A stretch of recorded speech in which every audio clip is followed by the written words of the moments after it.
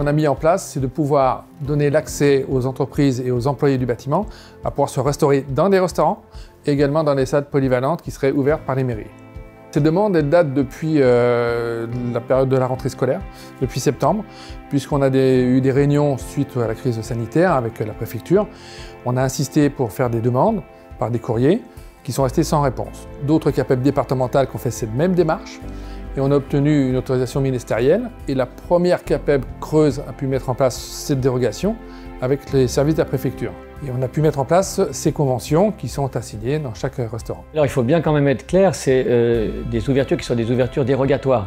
Donc ça veut bien dire ce que ça veut dire, c'est pas les restaurants qui sont ouverts, d'ailleurs pas au public, hein, on a bien dit, c'est pour l'instant en tout cas pour les salariés du BTP, et sous réserve de respecter quelques règles qui sont évidemment les règles sanitaires qui étaient déjà en vigueur, toutes les règles maintenant qu'on connaît quasiment tous, et surtout de signer une convention entre l'entreprise qui va envoyer ses salariés, ses compagnons ou l'artisan seul et le restaurateur. Il faut savoir qu'aujourd'hui, on a 25 restaurateurs qui ont mis en place ces conventions. La liste des restaurants va être répercutée donc, au niveau de la préfecture. Le restaurateur va générer du chiffre d'affaires avec les repas des employés du BTP. Ils ne seront pas inclus dans son chiffre d'affaires. Ça sera comme le procédé de click and collect. Donc il pourra toujours bénéficier du fonds de solidarité et des aides gouvernementales. Donc c'est très important parce qu'on se doute bien que le restaurateur va engager des frais, serait provisionné, embaucher du personnel, mais pas suffisamment pour compléter tout son chiffre d'affaires normal. Donc il ne perdra pas toutes ses aides financières. Oui, c'est important parce que ça a été validé par le ministre Alain Griset directement et officiellement. Voilà. Nous démarrons lentement mais sûrement. Ça nous fait très très plaisir.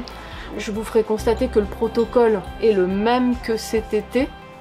Renforcé à une petite chose près, c'est que nous accueillons les entreprises d'accord, mais une seule table par entreprise maximum et 4 personnes maximum également. Une fois le contrat signé avec l'entreprise et qu'on a déterminé un prix pour le repas, entrée, plat, dessert, donc repas chaud servi sur place au restaurant, ce contrat on l'envoie à la chambre de commerce à Chambéry qui le vise et qui le fait viser aussi par le sous-préfet. Donc nous sommes très peu de restaurants à rouvrir, nous espérons qu'il y en aura plein d'autres bien évidemment. La vie reprend son cours petit à petit. On a 1 mètre par personne, ce qui fait que les 4 se retrouvent sur des grandes tables style château. Ça se passe très bien avec beaucoup d'enthousiasme et ça répond à une attente très longue. Dans le monde du BTP, c'est quelque chose qui fait partie des us et coutumes, quoi. Notamment pour les gens qui travaillent à la journée dehors, c'est indispensable. Sinon c'est déjeuner dans la voiture. C'est très bien. C'est agréable de pouvoir manger au chaud quand on fait des journées de déplacement. Déjà beaucoup de voitures et en plus manger dehors dans la voiture c'était compliqué. Donc là c'est super agréable.